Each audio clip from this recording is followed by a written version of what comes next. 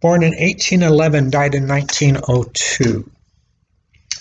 She was buried in the Dakotas, and she was buried in Minnesota, is where she was buried, and she is the one who immigrated from Ireland, very young, with her very young husband. They immigrated from Ireland to North America, to probably New York.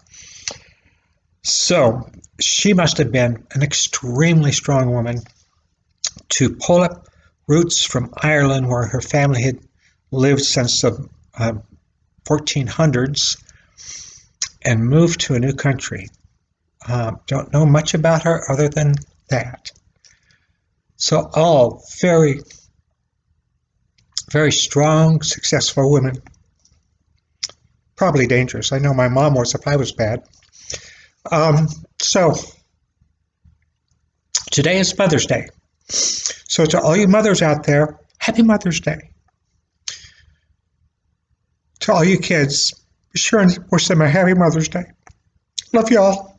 Goodbye.